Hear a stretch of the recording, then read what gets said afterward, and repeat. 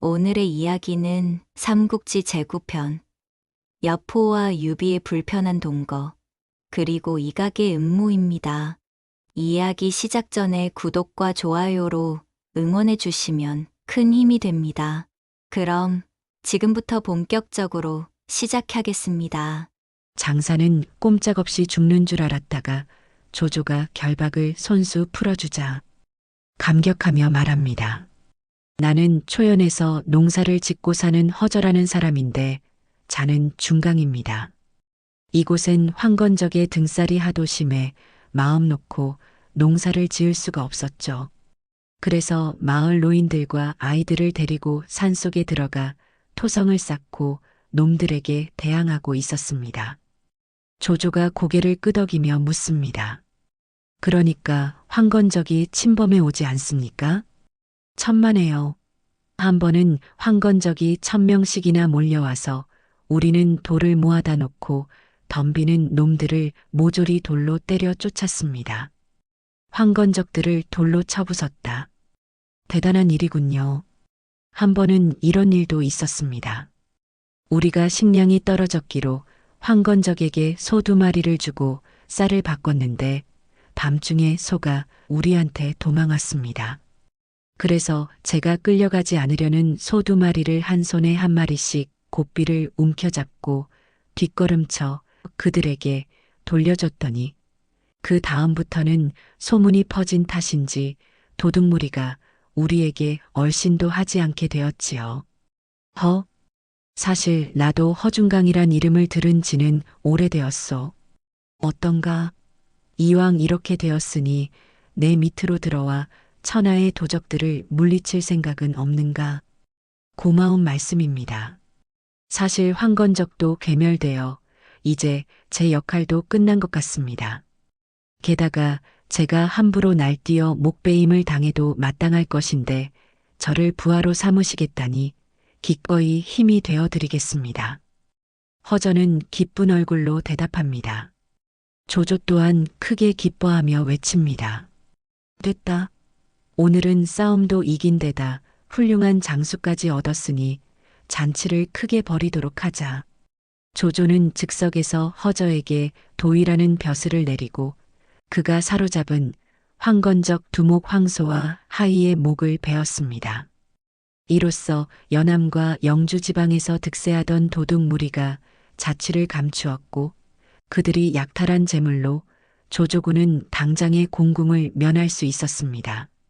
그 무렵 연주성에 남은 여포의 부하 설란과 이봉이 날마다 술과 계집에 빠져 민심을 완전히 잃었다는 소식이 들려옵니다.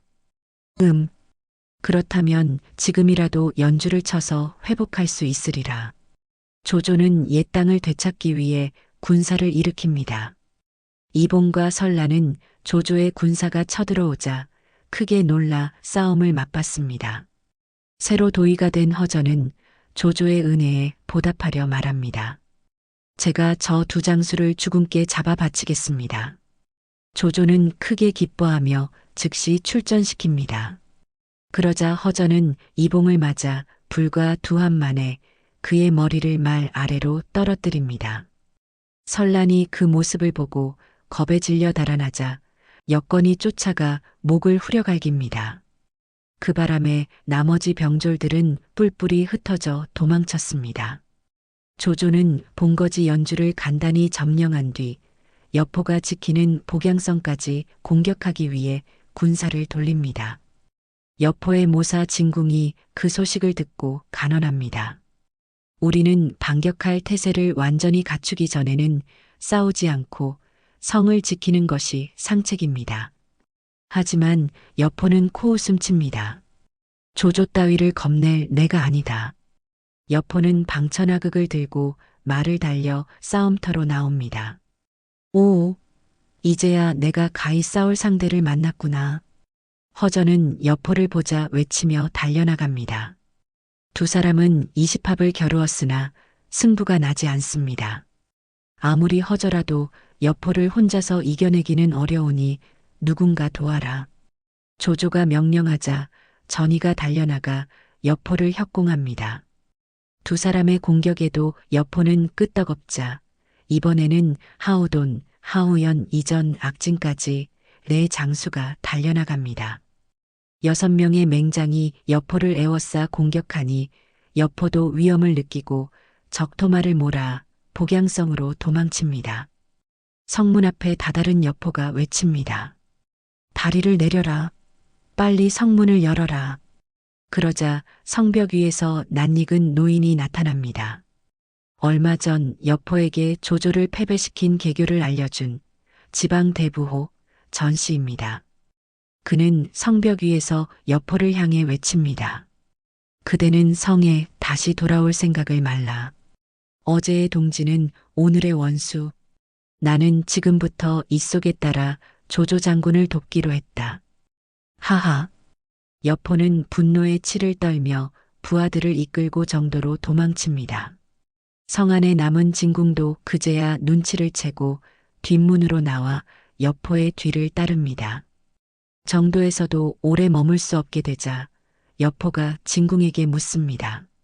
신세가 딱하게 되었으니 기주의 원소를 찾아가 보면 어떨까? 진궁은 고개를 기울입니다. 글쎄오시다. 원소를 찾아가도 별로 신통할 것 같지는 않습니다. 여포님의 인기가 어디서나 좋지 않다는 것을 아시지 않습니까? 급한 마음에 사람을 보내 원소의 뜻을 묻는데 원소는 모사 허유에게 의견을 구합니다. 허유가 답합니다. 여포 따위는 상대하지 않는 것이 좋습니다. 그는 용맹하나 천성이 승냥이 같아 연주를 탈환하면 다음엔 기주를 노릴 것입니다. 차라리 조조와 협력해 여포를 없애면 악의 축을 뿌리 뽑을 뿐 아니라 조조와의 관계도 개선될 것입니다. 원소는 고개를 끄덕입니다. 과연 옳은 말이오. 원소는 장수 알량에게 군사 5만을 주어 조조와 함께 여포를 치게 합니다. 여포는 크게 낙담합니다. 늑대를 피하려다 곰까지 불러들였으니 진궁, 어찌하면 좋겠소? 서주의 유연덕에게 의탁해보면 어떻겠습니까? 그는 인심이 후하니 우리를 받아줄지도 모릅니다. 여포는 잽싸게 말머리를 돌려 외칩니다. 그럼 유연덕에게 직접 가서 사정해보자. 도겸이 죽고 난 뒤 서주 태수가 된 유연덕은 인의의 선정을 베풀어 53만에 이르는 서주의 백성들이 편안히 살 수 있도록 정치와 치안을 보살폈다. 얼마 전 있었던 메뚜기 때로부터의 피해 복구도 서주 관할 6군의 백성들이 협력하여 차츰 안정을 찾아가고 있었던 것이었다. 그런데다가 유비는 이곳에서 아내도 얻고 탁현에 홀로 계신 어머니까지 서주로 모셔들였다. 이러다 보니 유비, 관우, 장비, 자룡을 비롯한 도공이와 미축 등 전임성주, 도겸이 거느렸던 문무백관들조차 유비에게 충성을 다하고 있었으니 태평성대가 따로 없었다. 그러던 어느 날 난데없이 성루에 걸려있는 징이 세차게 연속해서 3번 울렸다. 이 소리는 성 밖에 적군이 나타났을 때를 알리는 징소리이었다. 유비를 비롯한 만조백관들은 모두 깜짝 놀라는 바로 그때 아래옵니다. 아래옵니다. 숨은 경계병이 큰 소리로 뛰어들며 황급히 아른다. 여포가 8천 철기를 이끌고 성 밖에 와 있습니다. 여포가? 유비는 흠칫 놀라며 관우, 장비, 자룡을 비롯한 도공이와 함께 성루로 급히 달려나갔다. 그리하여 밖을 내다보니 저만치서 여포가 수천 군사를 이끌고 서주성을 바라보며 우두커니 서 있는 것이 아닌가. 그것을 본 도공이가 걱정스런 얼굴로 유비에게 묻는다. 유공, 여포가 우리 서주성을 공격하려는 것이 아닐까요? 그러자 성 밖의 군영을 유심히 살펴본 유비가 진영으로 봐선 아닌 것 같네만 하고 대답하였다. 이렇게 유비를 비롯한 문무백관들이 걱정스런 시선으로 성 밖의 동태를 유심히 살피는 중에 여포 쪽에서 한 장수가 말을 달려 성문 밖 조교 앞으로 내닫더니 말에서 뛰어내리며 두 손으로 서신을 받들어 올리며 큰 소리로 외치는 것이었다. 군의 장군 여포가 뵙자옵니다. 그러자 유비가 부하에게 명한다. 가서 받아오라. 성문이 열리고 한 장수가 말을 달려나가 서신을 낚어채 왔다. 이런 모습을 멀찍이 지켜보던 여포가 초조한 듯 옆에 있는 진궁에게 묻는다. 공대 선생, 유비가 우리를 들여보내주지 않으면 어찌합니까? 진궁이 단호한 어조로 대답한다. 염려 마시오. 유비는 인의군자요. 지금 그의 가장 큰 적은 조조이니 조조의 대군을 막으려면 우리 도움이 필요할게요. 좋소이다. 그럼 유비가 우리를 걷어준다면 어찌해야 합니까? 진궁이 성문 쪽을 바라보며 미소 지어 대답한다. 아주 간단하지요. 상황을 지켜보다 행동에 옮기면 됩니다. 여포는 고개를 끄덕이며 의미심장한 미소를 지었다. 한편 성루에선 여포의 서신을 받아들고 이를 본 뒤 유비가 주변을 휘돌아보며 말한다. 잘 됐어. 여포가 조조한테 패한 뒤에 갈 곳이 없어. 우리한테 의탁하러 온 거야.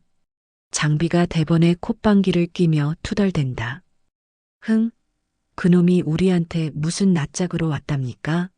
우리 삼형제가 그놈하고 붙었을 때 목을 베지 않은 것만으로 고마워해야 할 판인데. 유비가 타이르듯 말한다. 그때와는 다르지 않나? 잊지 말게. 후일 여포가 바른 마음을 먹고 동탁을 없애버리고 한시를 다시 일으키는 공을 세웠으니 영웅이라 칭할 만하지. 그 일로 천하의 칭송도 받았고 더구나 여포는 맹장인데다가 8,000찰기가 있으니 여포의 도움을 받는다면 조조의 공격도 두려울 것이 없네. 옆에서 가만히 지켜보던 관우가 조용히 경고한다. 형님, 여포는 용맹하긴 해도 신의가 없습니다. 곁에 두는 것은 호랑이를 키우는 격이니 조심해야 합니다. 장비가 대뜸 말을 받는다. 맞아요. 그놈 잘하는 거라곤 뺀질뺀질한 얼굴로 여자 후리는 게 제일이고 나머지는 하나도 쓸데가 없는 놈이라고요. 애비가 넷이나 되는 놈이니 살이 내린 놈이라오. 누구든지 저놈의 애비가 되면 곱게 죽지 못한다고요. 유비가 웃음을 머금으며 말한다. 나는 여포와 친구가 되려는 것뿐이지 애비가 되려는 것이 아니니 너무 걱정 말게. 여포가 몰고 온 8,000찰기는 기다림에 지쳐 말과 병사들이 대열에서 꿈틀거리고 있었다. 여포가 짜증 섞인 목소리로 진궁에게 말한다. 선생, 이만 갑시다. 우릴 받아주지 않으려나 봅니다. 진궁이 단호히 대답한다. 아니요. 기다려봅시다. 여포가 투덜댄다. 벌써 2시경이나 기다리지 않았습니까? 동탁을 만날 때에도 이 정도는 아니었습니다. 지금하고 그때는 다르오. 유비가 동탁도 아니고 말이오. 성루의 유비는 문무백관들에게 단호히 말한다. 우리도 차근차근 따져보세. 여포가 조조의 본거지인 연주를 기습하지 않았다면 조조가 우리 서주에서 어찌 퇴각했겠으며 우리가 어찌 안전을 되찾을 수 있었겠나? 그런 여포가 우리에게 의탁하러 왔는데 받아주지 않는다면 도리가 아니네. 더구나 우리가 한시를 부흥시키고 대업을 이루려면 많은 영웅들과 교류해야 하네. 현재 우리의 적은 조조고 여포의 적 또한 조조이니 여포와 합세하여 조조에게 대적해야 비로소 승산이 있네. 조자룡이 나서며 말한다. 현명하신 판단입니다. 관우, 장비, 도공이와 미축 등도 더는 반론하지 않았다. 유비가 명한다. 성문을 열어라. 내가 친히 여포를 맞을 것이다. 장비가 심통 어린 소리로 자리를 뜨며 말한다. 보려면 형님이나 보슈. 나는 저런 놈 꼴은 보지 않을 테니. 이윽고 성문이 열리고 유비가 호위병과 함께 밖으로 나왔다. 그 모습을 본 여포는 만면에 미소를 띠며 진궁에게 말한다. 보십시오.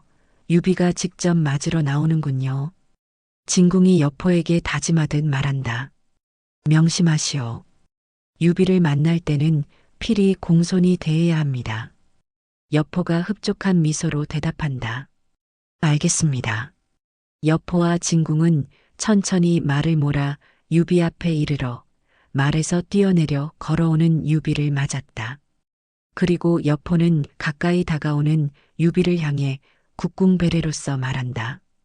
패전지장 여포가 서주자사 유연덕을 배웁니다. 유비가 웃는 얼굴로 화답한다. 오랫동안 기다려왔는데 이제서야 봉선, 공대 두 분을 뵙는군요. 오늘 뵙게 되어 기쁘기 한량 없습니다. 어서 들어가시지요. 성 안에서 환영연이 열렸다. 술이 여러 순배 돌아가 여포가 고단한 몸에 술이 몹시 취하자 유비에게 취중 소리를 한다. 현덕, 천하의 기량 중에 누구의 기량이 가장 최고인 줄 아시오? 유비가 미소 지으며 대답한다. 모릅니다. 가르쳐 주십시오. 여포가 유비에게 한 손에 손가락을 세워 보이며 한심하다는 어조로 말한다. 이 여포가 이끄는 8천 기병이요. 그 8천 기병 중에 가장 용감한 자가 누군지는 아시오? 유비가 미소 지으며 대답한다. 그건 압니다. 여포지요. 여포가 호쾌한 웃음을 웃어 제친다. 하하, 맞아, 맞아. 그렇소. 여포는 유비에게 손가락질을 해가며 웃어 젖혔다. 이런 모습을 본 관우는 순간 두 눈을 아래로 내리깔며 화가 난 듯한 근엄한 표정을 짓고 있는데 여포는 재미있는 듯이 계속 떠들어댄다. 내 적토마는 하루 천리를 달리고 내 방천하극은 쇠도 깨뜨린단 말이오. 세상 사람들이 나를 뭐라고 칭하는 줄 아시오? 유비가 미소를 띠며 대답한다. 사람 중에 여포, 말 중에 적토. 그렇지. 그거야. 자, 됐소. 여포는 술잔을 들이킨다. 그러자 여포의 이런 모습에 안절부절 못하던 진궁이 당황한 어조로 여포를 만류한다. 봉선, 봉선, 이제 가서 쉽시다. 그러자 여포가 팔을 휘저으며 진궁의 제지를 거부한다. 아니야, 아니야. 술벗을 만났으니 백잔도 천잔도 좋지. 자, 자, 술, 술. 여포가 빈 술잔을 들어 술을 재촉하자 시종이 쪼르르 달려와 여포의 잔에 술을 채운다. 여포가 술 기운이 오른 얼굴로 유비를 부른다. 현덕? 우리가 손을 잡으면 대업은 떼놓은 당상이 아니오. 당신은 성 안에 앉아서 매일 차와 술이나 마시면서 노래나 듣고 놀고 기다리면 다른 일은 내가 다 하겠소. 이 여포가 말이오. 내가 8천 철기를 이끌고 당신을 위해서 천하를 싹쓸이 하겠다는 말이오. 그리고 우리 둘이서 반씩 나눠 갖는 거요. 어떻소? 구미가 당기지 않소? 그러자 지금까지 아무런 말도 없이 듣고만 있던 관우가 입을 열었다. 여 장군, 그렇게 대단하신 영웅께서 어째서 연주성에서는 조조에게 패하셨소? 여포가 핏대를 올리며 말한다. 나는 복양성을 지키고 이봉과 설란이라는 놈들에게 연주성을 지키도록 했는데 그 두 놈들이 술과 계집에 미쳐서 연주성을 조조에게 내주게 된 것이오. 그러나 복양성에서만은 조조가 나에게 패했소. 내가 조조를 어떻게 물리쳤는지 아시오? 모르겠습니다. 장군이 알려주시오. 관우가 대답한다. 여포가 이번에는 관우를 향해 취중의 손을 휘저으며 말하려는데 진궁이 서둘러 먼저 말한다. 자자, 봉선, 유공께 한 잔 올립시다. 그러나 여포는 진궁의 말을 무시하고 그쪽을 향해 손을 덮어 누르듯이 보이며 관우에게 계속 말한다. 그날 천지가 어둡고 달빛조차 없었소. 내가 홀로 적진 깊이 들어가니 붉은 도포를 입은 놈이 도망치고 있었소. 나는 놈의 투구를 내리치며 조조는 어디 있느냐 하니 그놈이 내게 말하길 저 앞에 황마를 탄 놈이 조조라고 하더군. 그래서 내가 황마를 탄 놈을 쫓아가 단칼에 쓰러뜨렸지.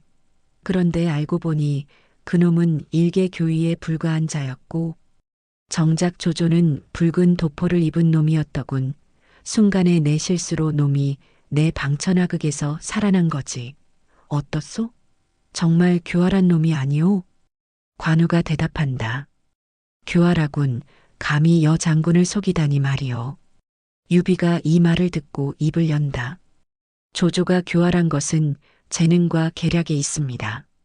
조조를 난세의 간웅이요 치세의 능신이라 하는데 간적과 간웅은 한 글자 차이지만 실은 천지 차이요. 여포가 유비의 말을 듣고 호언장담한다. 나 여포만 있으면 그놈 조조가 간적이요 간웅이라도 도간의 쥐새끼일 뿐이요. 자, 현덕, 약속합시다. 나는 천하평정을 할 테니 당신은 서주를 지키시오. 아, 나한테는 군량만 공급하면 돼요. 유비가 여포의 호언장담을 듣고 단박에 대답한다. 좋습니다. 그리고 지금 제가 맡고 있는 서주 자사직도 알고 보면 잠시 대행일 뿐입니다. 천자께서 하명이 있으셨던 것도 아니고 제후들 역시 인정한 것은 아니죠.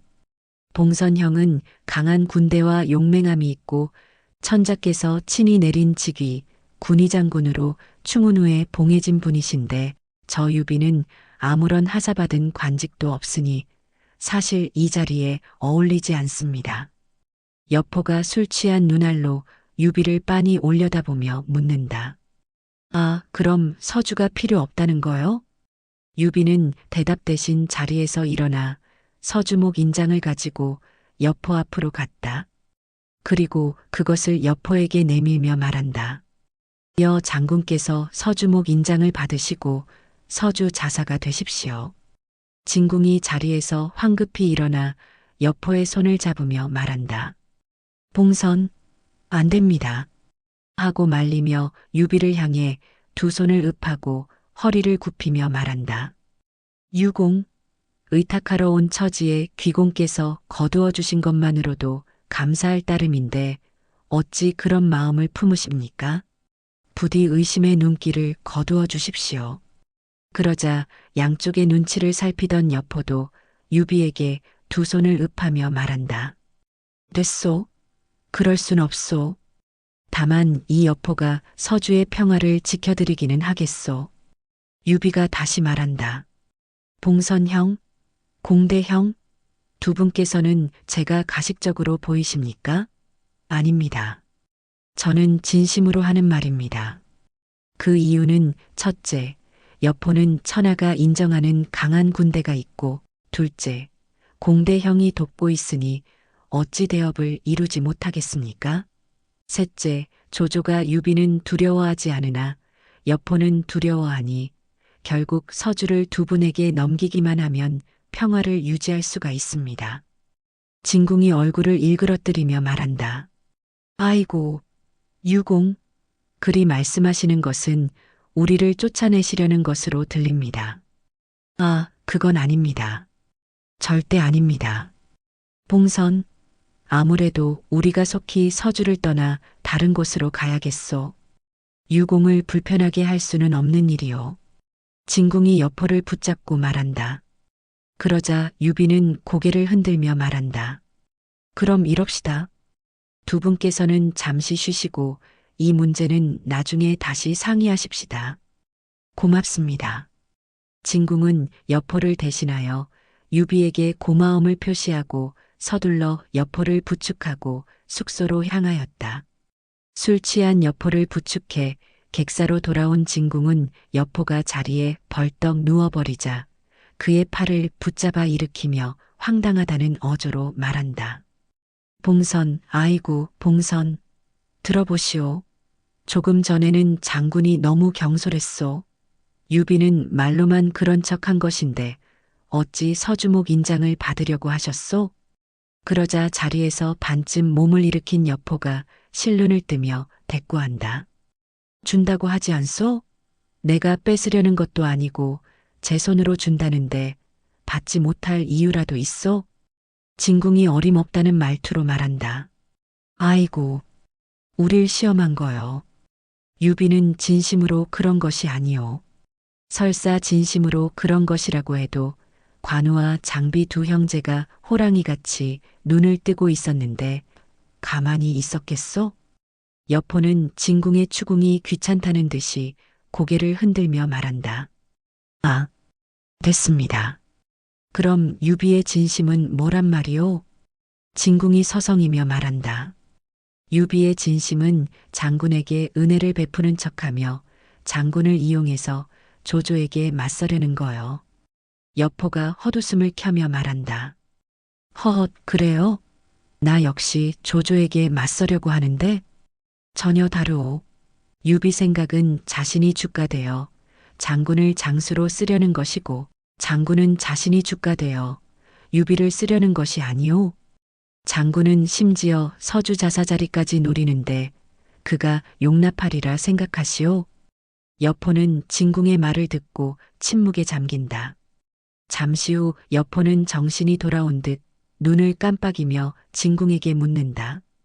그럼 어찌하면 되겠습니까? 진궁이 정색을 하며 말한다.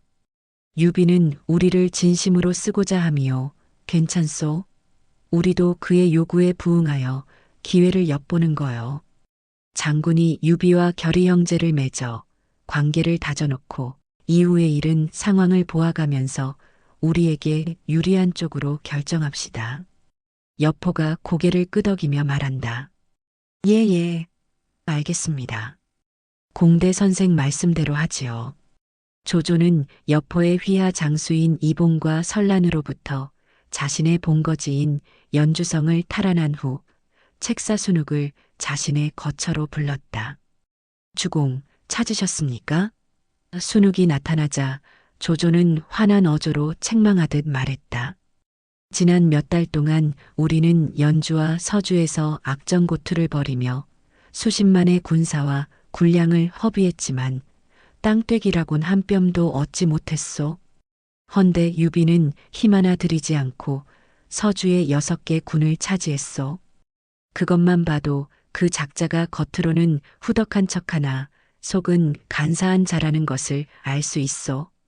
잠자코 듣고 있던 순욱이 차분한 어조로 대꾸했다.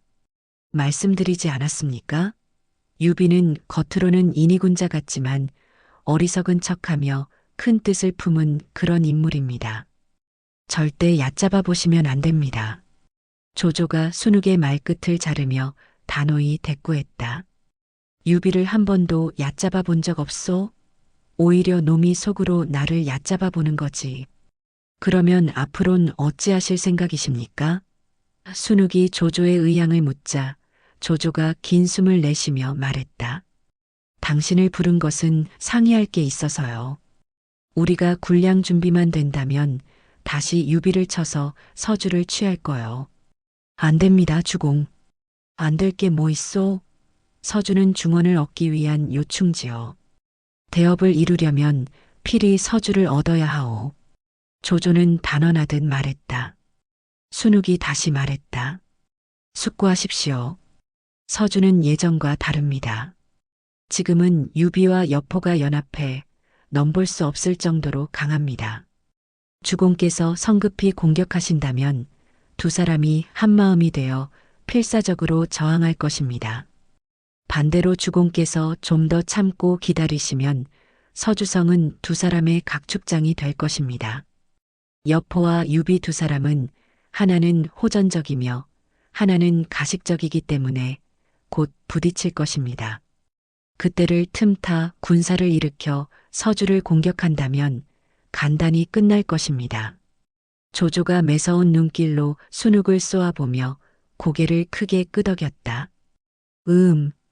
일리가 있소. 서두르면 힘을 합쳐 대항하고 인내하면 분열이 보일 것이다. 순욱, 당신 말이 옳소. 내가 부족했소. 조조는 순욱에게 자신의 경솔함을 솔직히 고백했다. 그러자 안도의 미소를 띤 순욱이 조조를 향해 두 손을 읍하고 허리를 굽히며 말했다. 주공께서 순간적으로 노하셔서 판단하시는데 성급하셨던 탓일 뿐입니다. 그러나 주공께서 평소처럼 마음의 평화를 찾아 평정을 가지신다면 어떤 일이든지 대번의 핵심을 짚으실 것입니다. 그러자 조조가 감탄한 어조로 말했다. 그 말도 옳은 말이오. 앞으로 내가 화를 참지 못하면 내가 정신이 들도록 욕을 해주시오. 순욱은 머리를 다시 한번 조아리며 대답했다. 알겠습니다. 한편 서주에서는 진궁이 유비를 여포의 객사로 안내하며 말했다. 유 장군께서 호의를 베풀어 서주에 머무르는 동안 매일 연회를 열어주시고 백방으로 보살펴 주시니 여 장군과 저 진궁은 감격스럽다 못해 불안한 생각이 들 정도입니다. 유비가 대답했다. 공대영 말씀에 오히려 제가 불안하군요. 서주는 두 분의 집입니다. 두 분께서 오래 머무르신다면 저 유비의 복일 뿐만 아니라 서주 모든 백성들의 행운입니다. 아, 고맙습니다. 여 장군도 너무 감격스런 나머지 오늘은 특별히 저희가 연회를 열어 유 장군을 청하신 것입니다. 유비가 진군과 이런 대화를 하며 여포가 머무르는 객사 앞에 이르자 여포가 마중을 나왔다가 반갑게 맞으며 말했다. 아우님, 어서 오시오. 유비가 두 손을 합장 배례하며 말했다. 오래 기다리셨습니까? 여포도 마주 예를 표했다. 여포가 유비의 한 손을 잡아 끌며 말했다. 아우님을 하루라도 못 보면 좀이 쑤실 지경이오. 그래서 약소한 주안상을 차려 아우님 은혜에 보답하려고 하오. 오늘은 마음껏 마셔봅시다. 유비가 여포가 안내하는 자리에 앉으며 말했다. 고맙습니다. 한편 무료한 한때를 군사들과 봉술 겨루기로 보내고 있던 장비에게 관우가 다가가 말했다. 이복의 아우, 나하고 애기 좀 하세. 왜요, 형님? 장비는 군사들을 물리고 나서 다시 관우와 마주했다. 관우가 말했다. 여포가 무슨 연회를 연다고 형님을 모셔갔네. 장비는 대수롭지 않다는 듯이 말했다. 에이, 그게 뭐 어때서요? 그냥 술 마시는 것이 아니오. 그러자 관우가 말했다. 시중드는 사람이 초선이라고 하는데 듣자 하니 그 여자가 천하의 절색이라 남자들이 한 번 보면 정신을 못 차린다고 하는데 초선을 내세웠다는 것은 무슨 꿍꿍이가 있어서 그러는 것이 아닐까?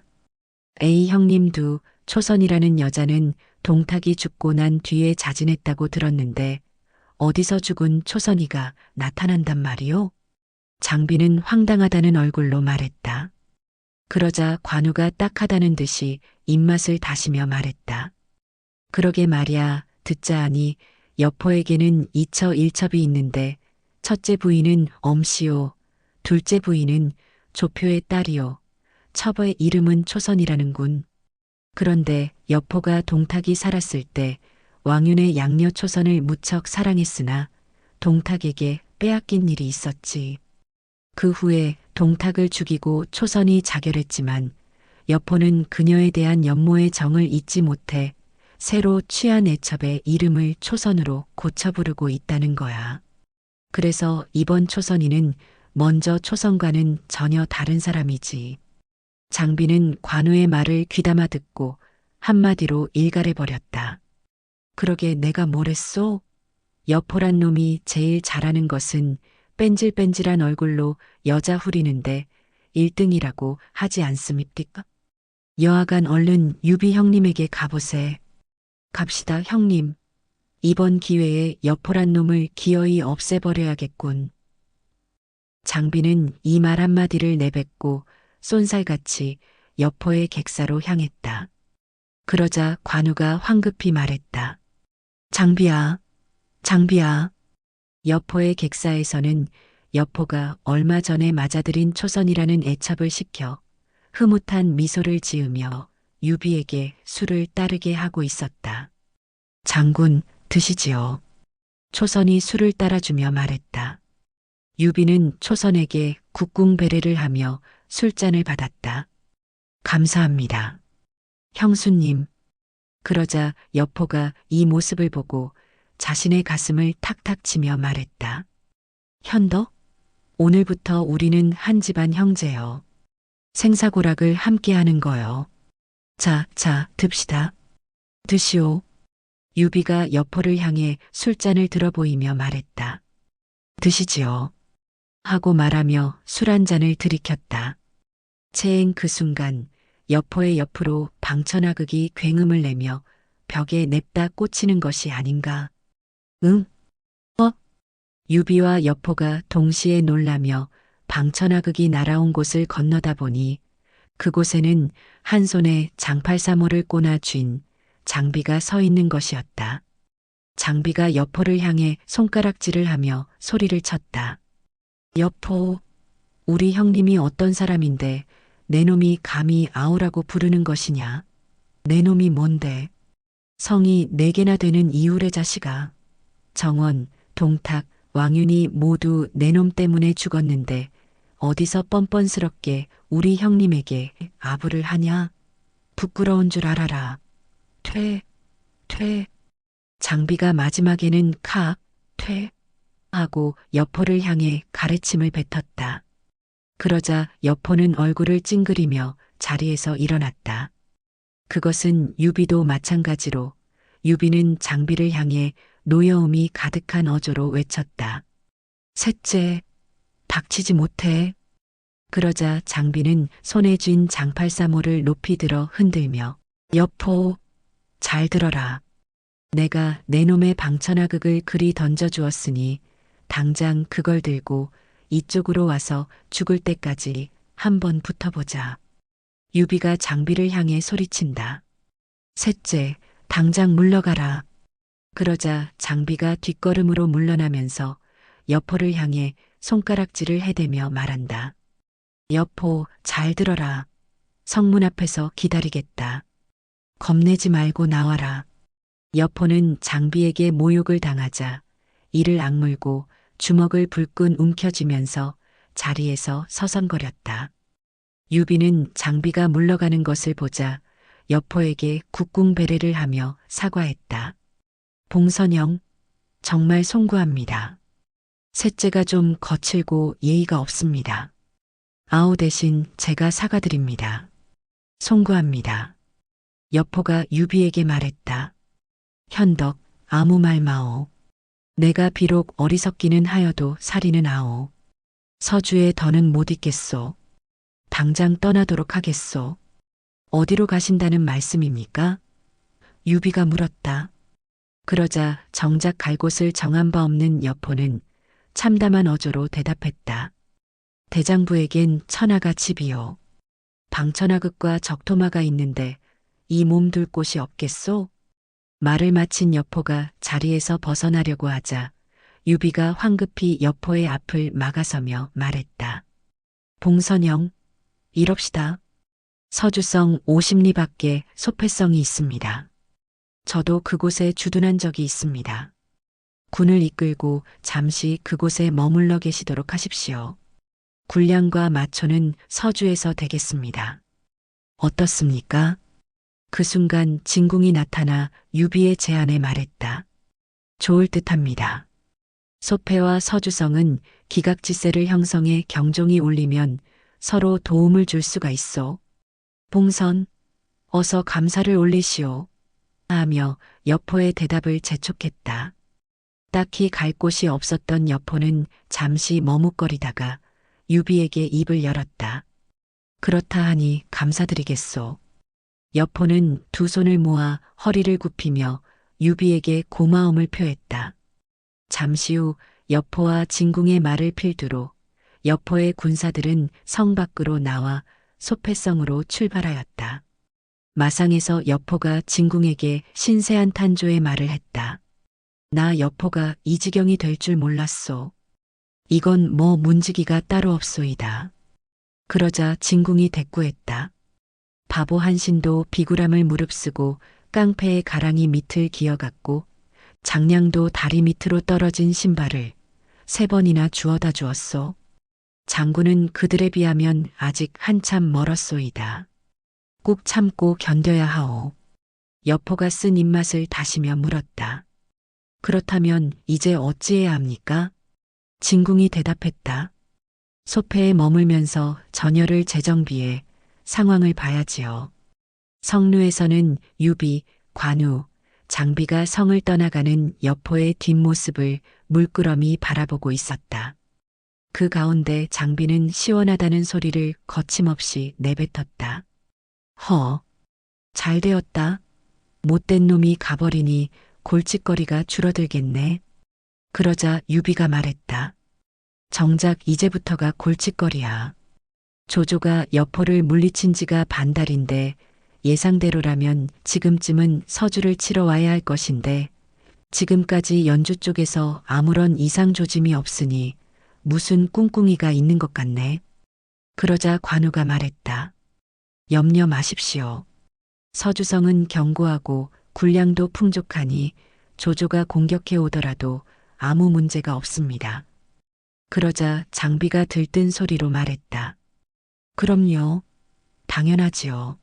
한참을 쉬었더니만 온몸이 근질근질한 판인데 조조가 쳐들어올 것을 기다릴 게 아니라 이번 참에 우리가 연주를 쳐들어가면 어떻겠소? 어때요, 형님들? 하하하하. 관우가 장비의 말을 듣고 기분 좋게 웃자 장비는 더욱 신이 났다. 그리하여 장비는 와 하하하 하고 목젖이 보이도록 크게 웃어젖혔다. 이관계. 이 무렵 장안의 정세는 매우 어지러웠다. 동탁 사후 그의 수하였던 이각과 곽사는 정권을 잡고 나자 이각은 스스로가 대사마가 되었고 곽사 역시 스스로 대장군이 되어 동탁 못지않은 횡포를 일삼으며 사리사욕을 채우고 있었다. 백성들은 그러한 폭정에다 메뚜기 떼로부터의 극심한 피해가 겹쳐 흉년이 계속되자 굶주림의 고통 속에서 나날을 보내지 않으면 안 되었다. 그러나 이각과 곽사는 그런 사정은 안중에도 없었다. 인간의 욕심이란 한도 끝도 없는 것이어서 오로지 자신만이 장안과 조정을 독차지하고 싶어진 그들은 점차 자신의 욕심을 실행에 옮길 기회를 엿보고 있었다. 이런 가운데 태위 양표는 그들의 행태를 보다 못해 하루는 헌제에게 이렇게 품하였다. 조조가 지금 산동 지방에 20만의 병력과 수십 명의 걸출한 무장과 모사들을 거느리고 있다고 하옵니다. 하오니 조조에게 은밀히 사람을 보내어 조정의 간당배들을 제거케 하여 나라를 바로잡도록 명하시옵소서. 헌제는 그 소리를 듣고 크게 한숨을 쉬며 말했다. 내 일찍이 제위에 오르기 전 어린 시절에는 선제의 주변에는 십상시가 있어 나라를 주물렀고 그 후 하진과 동탁을 거쳐 오늘날에는 이각과 곽사에게 조정의 실권을 빼앗기고 보니 그 어떤 사람이 구국을 핑계로 봉기하더라도 그 피해는 수많은 백성들에게로 갈 뿐 또 다른 도둑에게 나라를 맡기는 격이 될까 두렵소. 양표가 머리를 조아리며 다시 품했다. 이각과 곽사는 본시 미천한 출신으로 출세한 인물이오나 조조의 경우는 승상조참의 후예로서 명문거족 출신이었고 그 자신도 선제 때부터 지금까지 관작을 받아온 터인지라 그의 충성도는 여타의 다른 자들에 비해 믿음이 가옵니다. 하오니 지금의 혼란을 수습할 인물로는 조조가 적당할 것으로 아옵니다. 무지막지한 이각과 곽사의 무리를 물리칠 수만 있다면 얼마나 기쁘리요. 그러나 조조가 대군을 일으켜 장안으로 온다면 또다시 큰 싸움이 벌어지지 않겠소? 헌제는 백성들의 안위는 물론이고 전쟁으로 자신이 겪어야 할 참화가 끔찍한 듯 몸을 떨며 말했다. 그러자 양표는 말했다. 이각과 곽사 간의 이관계를 써서 그들 간에 서로 반목하고 다투게 만들어 힘을 빼게 만들고 그 틈을 이용하여 조조가 장안으로 진격해 온다면 가장 적은 피해로 이각, 곽사의 무리를 물리칠 수 있을 것이옵니다. 그러면 그 이간책을 말해보오. 듣자옵건대 곽사의 처가, 투기가 매우 심한 여자라고 하옵니다. 그러므로 그 점을 이용해서 이각과 곽사를 이간하도록 만들고 조조로 하여금 두 사람을 치게 하면 반드시 성공할 줄로 믿사옵니다. 그렇다면 조조뿐만 아니라 형주 유표, 기주 원소, 남양 원술에게도 밀서를 보내도록 하오. 그들도 한실의 녹을 대대로 먹은 사람들이 아니오. 천자는 밀서를 써서 양표에게 주었다. 양표는 은밀히 사람을 시켜 형주, 기주, 남양을 비롯해 연주의 조조에게까지 밀서를 보내고 난 뒤에 집으로 돌아와 아내를 불러 조금 전 조정에서 모의한 계책을 자세히 설명했다.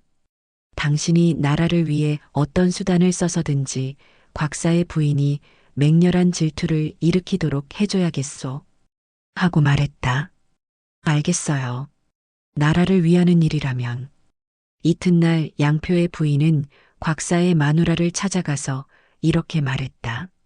요사이 한간에 은밀히 떠도는 말을 들으니 곽 장군께서 이사마댁 부인과 가깝게 지내신다고 하는데 만약 이 일을 이사마께서 아신다면 큰일일 뿐만 아니라 대외적으로 큰 망신이 될 것입니다.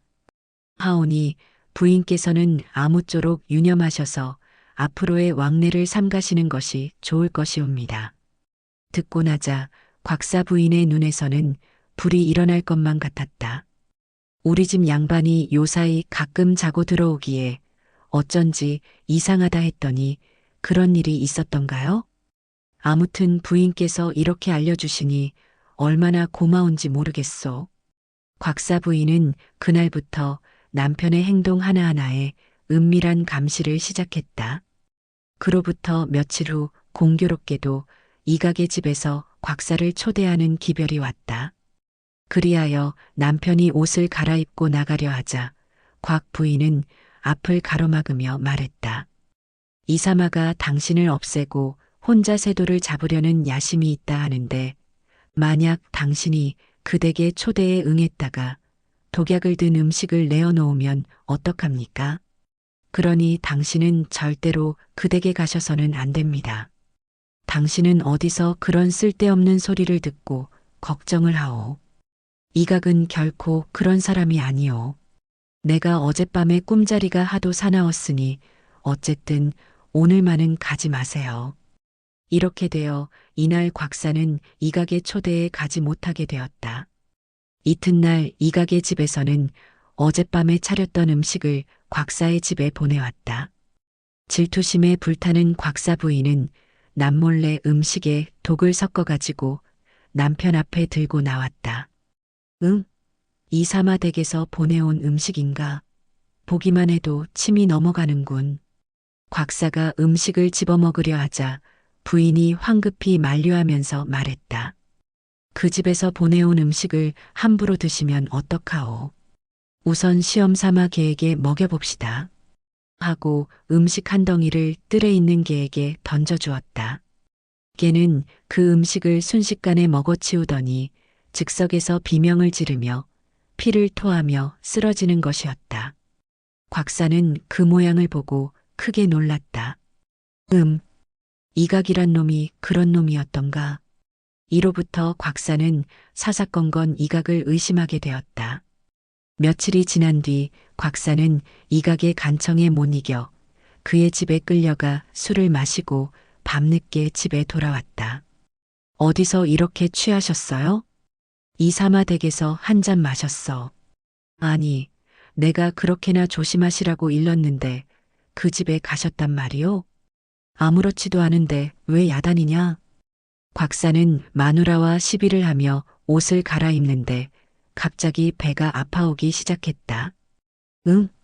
배가 아파오니 웬일일까? 그것 보세요.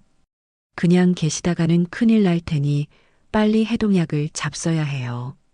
곽 부인은 맑은 똥물을 떠다가 꿀을 섞어 약이라 속여가지고 들어왔다. 숨도 쉬지 마시고 한 번에 드세요. 곽사는 부인이 가져온 해동약을 단숨에 들이키곤 기어코 구역질이 나서 먹었던 음식을 모조리 토하였다. 그러고 나서야 속이 편안해졌다. 그것 보세요. 잡수신 음식을 토하고 나니 속이 편해지시지 않아요?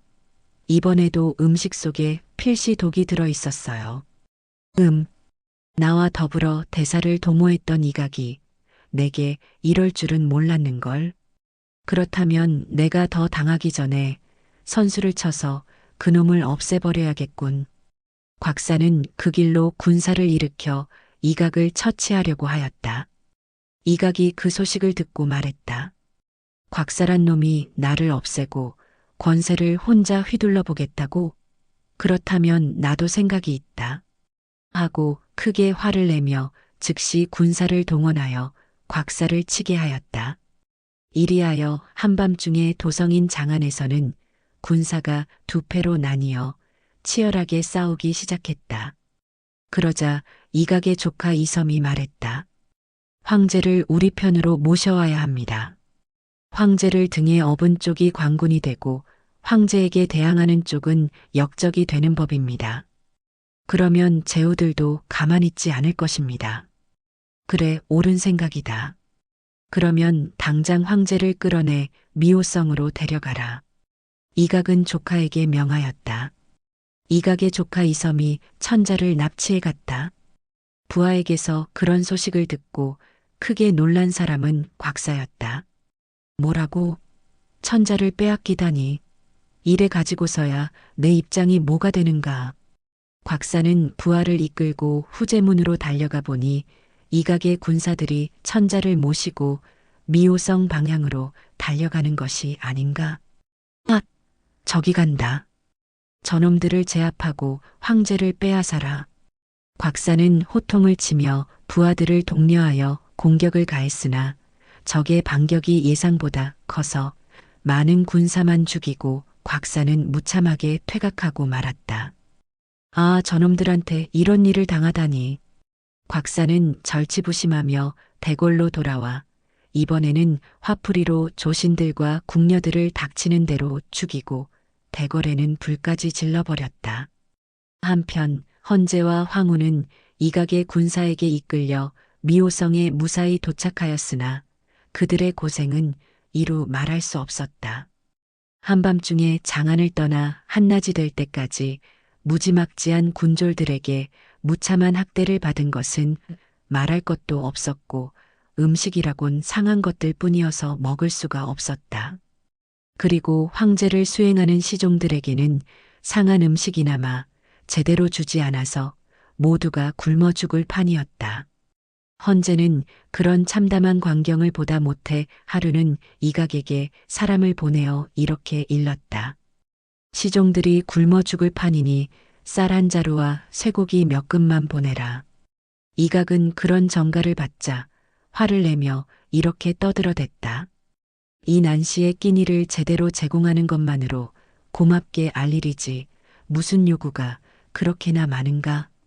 신하로서는 도저히 할 수 없는 무엄한 언사였다. 헌제는 그 소리를 전해 듣고 참다 못해 소리 높여 꾸짖었다. 역적놈이 아무러기로 이럴 수가 있단 말이냐. 그러자 태위 양표가 국궁배례를 하며 아랜다. 폐하, 이각은 성질이 포악한 놈이요. 노여움을 참으소서. 모든 것을 참고 때를 기다려야 하옵니다. 헌제가 고개를 수그린 채 말을 못하고 눈물을 짓자 옆에 있던 시종들도 옷자락으로 눈물을 씻었다. 마침 그때 성 밖이 무엇인가 시끄럽게 떠드는 소리가 들려왔다. 저게 무슨 소리냐? 시종이 밖을 살피고 들어오더니 아랜다. 곽사의 무리가 성 밖에 몰려와 폐하를 자기네에게 내놓으라고 야단입니다. 헌제는 그 소리를 듣고 땅을 치며 한탄하였다.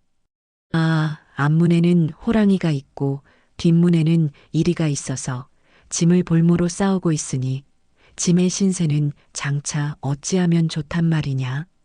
그 무렵 이각은 군사를 거느리고 성문 밖으로 달려나가 곽사를 맞아 싸우려 하였다. 그러자 곽사가 이각을 보고 이렇게 외친다. 이 반정놈아, 천자는 내 놈의 천자가 아니라 천하의 천자이거늘 너 같은 반정놈이 어찌 천자를 납치해 갔느냐. 이 곽사가 만인을 대신해 너 같은 놈은 반드시 죽이고야 말겠다. 그러자 이번에는 이각이 대답한다. 천하의 악당 곽사놈은 듣거라. 내 놈이 반란을 일으켰기 때문에 내가 천자를 보호하고 있는데 무슨 헛소리를 짓거리고 있느냐. 천자에게 창을 겨누는 내 놈이야말로 천하의 역적이다. 곽사 또한 지지 않고 떠들어댄다. 이놈아, 천자를 보호한다는 것은 무슨 놈의 개수작이냐. 개수작 그만하고 나와 단둘이 싸워서 생사를 겨루자. 좋다. 내깟 놈쯤은 내 상대도 안 되지. 이각과 곽사는 군사들을 물리치고 단둘이 성 밖에서 맞붙었다. 창검을 부딪히기를 20여 합, 그러나 승부는 좀처럼 나지 않았다. 양쪽 군사들은 제각기 결전에 북을 치며 위세를 북돋웠다. 그래도 싸움은 어느 쪽으로 기울지 않았다. 이때 성중에서 말을 달려나와 싸움을 말리는 사람이 있었다. 두 분 장수는 싸움을 거두시라는 어명이 내렸소. 만약 이명에 거역한다면 역적이라고 불려도 할 말이 없으실게요. 그렇게 외치며 싸움을 말리는 사람은 태위 양표였다. 애초에 이 관계로 그들 두 사람을 싸우게 만든 장본인이었던 것이다. 어명이라는 대의명분을 내세우는 통에 이각은 양표의 말을 아니 들을 수 없었다. 실상인즉 천자를 대수롭지 않게 여기는 터였지만 겉으로는 대의를 존중하는 듯이 보여야만 했기 때문이었다. 그러나 천자를 되찾기 위해 싸움을 걸어온 곽사의 입장에서는 용납되지 않는 어명이었다. 이놈아, 무조건 화해하라는 게 말이나 되는 소리냐. 곽사는 크게 화를 내며 양표와 그를 따라온 주전을 비롯한 조신들에게 모조리 포박을 지웠다. 이건 너무 심하지 않소? 화의를 중재하려던 우리에게 결박을 지우는 것은 무슨 까닭이요? 양표가 항의하였으나 곽사는 한마디로 일축해버린다. 잔소리 말라. 이각은 천자를 볼모로 잡고 있으면서 큰 소리를 치고 있으니 나는 너희들을 볼모로 잡아둘 생각이로다. 오, 그게 대체 무슨 말씀이요? 조정의 기둥이나 다름없는 두 분이 한 사람은 천자를 위협하고 한 사람은 조신들을 위협하고 있으니 이래 가지고서야 세상이 무슨 꼴이 된단 말이오? 곽사가 한마디로 일축해버린다. 곽사는 양밀의 말을 조차 양표와 주전 두 사람만은 포박을 풀어주면서 놓아보내고 나머지 조신들을 모조리 가두어 두게 하였다. 주전은 이미 노인인지라 곽사에게 풀려나 미호성으로 들어온 직후 양표를 보며 눈물로 한탄한다. 우리가 사직지신으로서 군주를 구하여 모시지 못하니 무슨 면목으로 살아가겠소. 주전은 대궐 기둥에 스스로 머리를 부딪히고 피를 토하며 분사하고 말았다. 태위 양표는 헌재를 배알하며 잠시 전에 있었던 이각과 곽사의 접전을 보고하고 주전의 자결 소식을 알렸다. 그러자 헌재는 눈물을 흘리며 말한다. 이각과 곽사 어느 쪽도 굶주림에 허덕이는 백성은 생각하지 않고 있구나. 이제는 노신 주전마저 잃었으니 도대체 짐은 어떻게 해야 좋단 말이냐? 그러자 양표가 이렇게 아랜다. 폐하, 어느 쪽도 의지하지 마시고 이 성에서 달아나야 하옵니다. 이대로는 이용만 당하실 뿐입니다. 하지만 무슨 수로 빠져나가 어디로 간단 말이오? 성 밖에는 곽사군까지 버티고 있는데 하며 절망 어린 소리를 하는 것이었다. 그러자 양표가 말한다. 얼마 전에 연주와 형주, 남양의 원술과 기주의 원소에게 구원을 요청하였으니 조만간 무슨 소식이 있지 않겠습니까? 하여 이곳을 빠져나간다면 옛 도읍인 낙양으로 피신하심이 오를 듯 하옵니다. 알았소. 빨리 손을 쓰도록 하시오. 그날 밤이었다. 양표는 늦은 밤에 천자를 깨웠다. 천자는 양표의 안내를 받아 마차에 올랐다.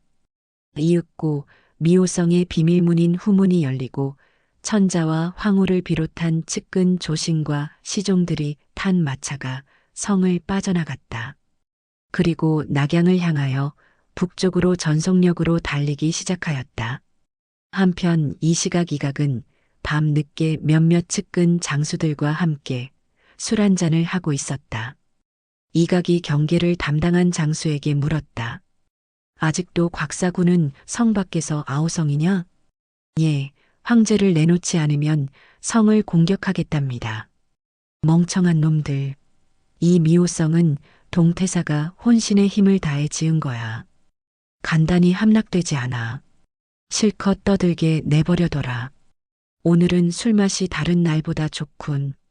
이각은 곽사를 무시하는 말을 하며 술 한 잔을 들이켰다. 바로 그때 연락병 하나가 급히 달려들며 외쳤다. 장군님, 큰일 났습니다. 웬 소란이냐? 폐하께서 성 밖으로 빠져나갔습니다. 이각은 자리에서 벌떡 일어났다. 이런 바보 같은 놈들. 대체 감시병들은 뭘 하고 있었느냐? 빨리 뒤쫓아서 황제를 찾아와라. 술자리에 함께 있던 장수들도 황급히 자리에서 일어나 황제의 거처로 달려갔다. 이각이 외친다. 황제가 곽사의 손에 들어가면 우린 반란군이 된다. 속히 황제를 뒤쫓아라. 이각을 비롯한 몇몇 장수들이 후제문을 통하여 황제를 추격하기 시작하였다. 그러자 곽사의 척후병이 성문 근처에 숨어 적의 동태를 감시하다가 말했다. 어라? 이각 장군과 부하들이 성을 급히 빠져나오고 있어. 틀림없이 무슨 일이 벌어진 거야. 그렇다면 저들에 휩쓸려 들어가서 무슨 일인지 알아봐야겠군. 곽사의 척후병은 이각의 군사들 후미에 섞여 들어갔다. 이봐, 어디를 이리 급하게 가는 거지? 척후병은 말을 달리며 옆에 있는 병사에게 물었다. 황제가 달아나 버렸대. 그럼 우린 반란군이 되고 말잖아. 곽사의 척후병은 그제서야 이각의 군사들이 성 밖을 빠져나와 황급히 달려나가는 이유를 알아차렸다. 이럴 때가 아니다. 척후병은 그 길로 자기 본진을 찾아가 황제가 미호성을 빠져나와 이각군이 그를 추격한다는 사실을 알렸다. 곽사는 크게 놀라 병사를 동원하며 말한다. 이럴 때가 아니다. 즉시 황제를 이각보다 먼저 찾아야 한다. 하며 군사를 몰고 어둠 속으로 달려나갔다. 한편 황제와 그를 따르는 시종과 조신이 탄 마차는 추격해오는 이각군과 점차 거리가 좁혀졌다. 그럴 수밖에 없는 것이 황제 일행이 탄 마차는 단기 필마에 비하여 속도가 훨씬 느렸기 때문이다. 황제가 불안을 느끼고 양표에게 말한다. 이각에게 붙잡히면 어떻게 되는가? 폐하께는 아무 짓도 못하겠지만 저희들은 무사하지 못할 것입니다. 저기 있다. 조금만 더 따라붙으면 된다. 황제 일행이 탄 마차를 발견한 이각이 뒤쫓는 부하들을 독려했다. 바로 그 순간 호련 마차가 돌진하는 전방에서 함성이 크게 일어나며 한 장수가 군사를 거느리고 말을 급히 휘몰아쳐 오고 있었다. 그는 다른 사람이 아닌 헌제의 총리의 아버지인 동승 장군이었다. 황제를 뒤쫓던 이각군은 동승이 몰고 온 군사들과 한바탕 격전을 벌였다. 그리하여 양군이 혼재한 틈을 이용하여 황제가 탄 마차는 이각군의 추격으로부터 점차 벗어나게 되었다. 어느덧 어둠이 걷히기 시작하였다. 황제의 마차를 뒤쫓던 이각군을 따돌린 동승이 황제의 마차 후미에 따라붙었다. 그리하여 황제 일행을 호위하여 계속하여 앞으로 달려갔다. 한편 뒤늦게 황제가 미호성을 빠져나간 사실을 알고 추격에 나선 곽사는 우연히 이각을 만났다. 불과 어젯밤까지만 해도 서로 원수가 되어 죽이려고 덤볐으나 지금은 피차간에 불리한 처지에 있었으므로 그들은 서로 통하는 점이 있었다. 곽사가 이각을 보고 말한다. 양표와 동승이 천자를 모시고 낙양으로 무사히 돌아가는 날에는 제후들에게 명하여 반드시 우리 두 사람을 죽이려 할 것이니 사태가 그렇게 되는 날에는 우리는 삼족이 멸할 판이요. 이각이 그 소리를 듣고 대답한다. 어차피 죽을 판이면 우리가 힘을 합하여 천자를 죽인 뒤에 천하를 양분하면 어떻소? 그것 참 좋은 생각이요. 두 도적은 쉽사리 뜻이 맞아 서로의 군사를 모아가지고 헌제의 뒤를 따르니 어느덧 헌제의 마차가 눈앞에 보이는 것이 아닌가. 황제를 호위하며 쫓기던 동승의 눈에도 뒤쫓는 무리에 먼지 구름이 보인 것은 말할 것도 없었다. 동승이 황제의 뒤를 따르는 마차를 향해 외쳤다. 마차 안에 실려 있는 금은 보화를 비롯한 값나가는 물건을 모두 길에 버려라. 그러자 마차 안에서는 비단을 비롯해 금은 보석들이 길바닥에 버려지기 시작하였다. 아, 이것 봐. 저길 봐, 금이다. 금과 은으로 장식된 비녀도 있다. 야, 굉장한데. 황제 일행이 탄 마차를 뒤쫓던 이각과 곽사의 군사들은 길에 떨어진 금은 보화를 보고 말을 멈추고 제각기 뛰어내려 내가 먼저야. 아냐, 내가 먼저 집었어. 하며 서로 보물 쟁탈전에 돌입하였다. 이놈들 뭣들 하고 있느냐? 황제를 쫓지 않고. 이각과 곽사는 고래고래 소리를 지르며 병사들을 독려했지만 병사들은 아랑곳하지 않고 지금 그게 문제가 아닙니다.